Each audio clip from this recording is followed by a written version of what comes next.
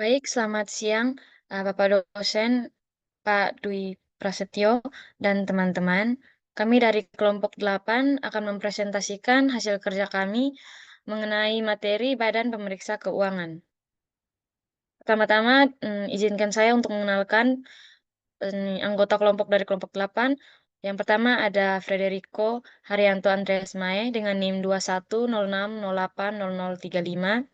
Yang kedua ada Stefani Marisa Angela Siar dengan NIM 2106080050. Dan yang terakhir ada saya sendiri Cecilia Angelika Terawardani dengan NIM 2106080027. Baik, dengan poin yang pertama yaitu pengertian BPK. BPK, Badan Pemeriksa Keuangan, yang selanjutnya disingkat BPK, adalah lembaga negara yang bertugas untuk memeriksa pengelolaan dan tanggung jawab keuangan negara sebagaimana dimaksud dalam Undang-Undang Dasar Negara Republik Indonesia tahun 1945. Nah, BPK merupakan satu lembaga negara yang bebas dan mandiri dalam memeriksa pengelolaan dan tanggung jawab keuangan negara yang berkedudukan di ibu kota negara dan memiliki perwakilan di setiap provinsi.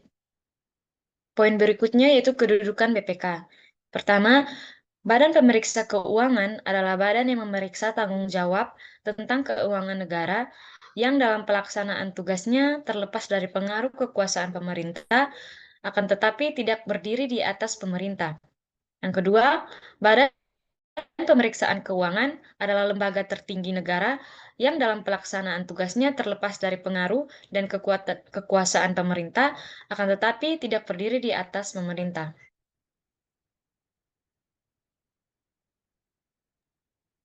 Baik, saya akan melanjutkan untuk sejarah dari BPK sendiri. Sejarah historis dapat kita lihat bahwa berdasarkan Surat Penetapan Amanat Undang-Undang Dasar tahun 1945 telah dikeluarkan Pemerintah nomor 11 garing OEM tanggal 28 Desember 1946 tentang pembentukan Badan Pemeriksa Keuangan. Pada tanggal 1 Januari 1947 yang berkedudukan sementara di Kota Magelang. Pada waktu itu, BPK hanya mempunyai 9 orang pegawai dan sebagai ketua BPK sendiri adalah R. Soerasno. Untuk memulai tugasnya, BPK dengan suratnya tanggal 12 April tahun 1947 nomor 94/1 telah mengumumkan kepada semua instansi di wilayah Republik Indonesia mengenai tugas dan kewajibannya dalam memeriksa tanggung jawab tentang keuangan negara. Dan untuk sementara masih menggunakan peraturan perundang-undangan yang lama yang berlaku bagi pelaksanaan tugas Algemene Rekenkamer atau Badan Pemeriksa Keuangan Hindia Belanda. Dalam penetapan pemerintah nomor 9 garing 1998 tanggal 6 November 1948, tempat kedudukan BPK dipindahkan dari Magelang ke Yogyakarta. Karena saat itu, negara Republik Indonesia yang ibu kotanya ada di Yogyakarta tetap mempunyai BPK sesuai pasal 23 ayat 5 Undang-Undang Dasar tahun 1945. Ketuanya diwakili oleh R. Kasirman yang diangkat berdasarkan SK Presiden Republik Indonesia tanggal 31 Januari 1950 nomor 13 garing A garing 1950 terhitung mulai 1 Agustus 1949. Berikutnya saya akan menjelaskan tentang fungsi dan tanggung jawab BPK. Yang pertama, meningkatkan efektivitas tindak lanjut hasil pemeriksaan dan memenuhi harapan pemangku kepentingan. Yang kedua, meningkatkan fungsi manajemen pemeriksaan. Yang ketiga, meningkatkan mutu pemberian pendapat dan pertimbangan.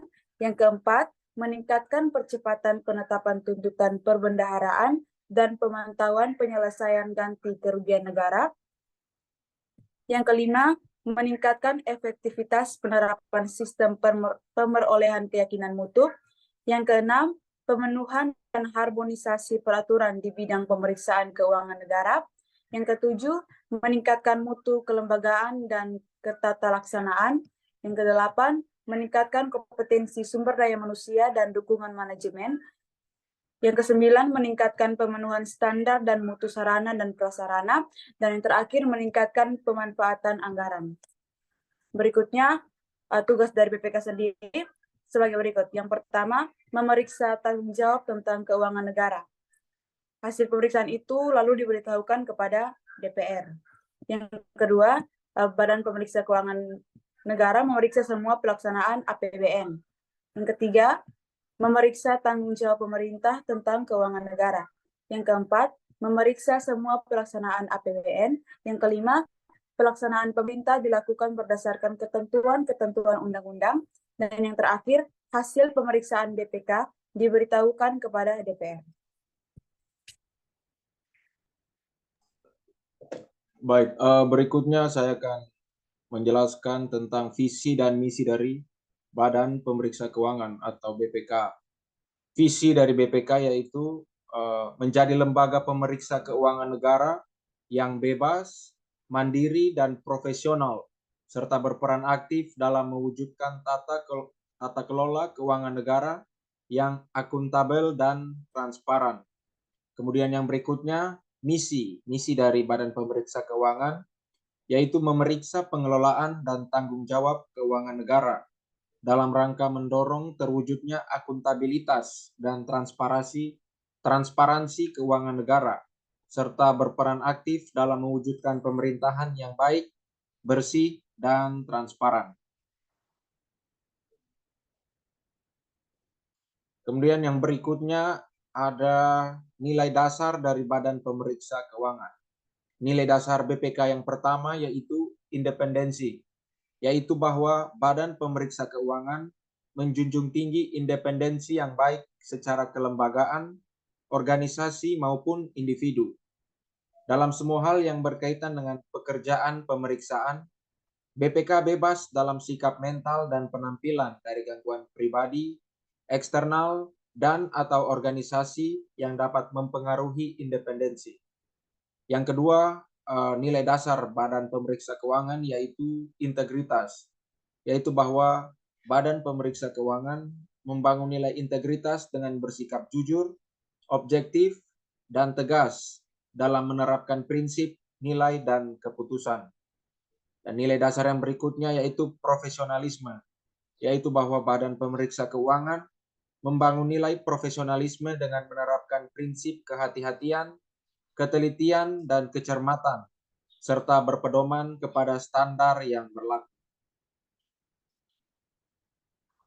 Ya, berikutnya ini merupakan profil dari Badan Pemeriksa Keuangan, di mana kita bisa lihat bersama bahwa ini merupakan struktur jabatan dari Badan Pemeriksa Keuangan. Ada Ketua BPK, kemudian ada Wakil Ketua BPK, dan di sini ada anggota BPK yang terdiri dari anggota 1 sampai anggota ke-7.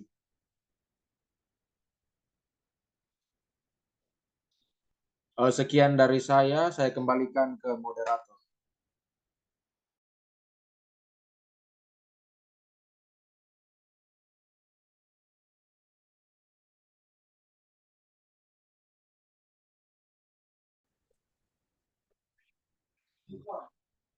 Baik, sekian dari kelompok kami. Terima kasih.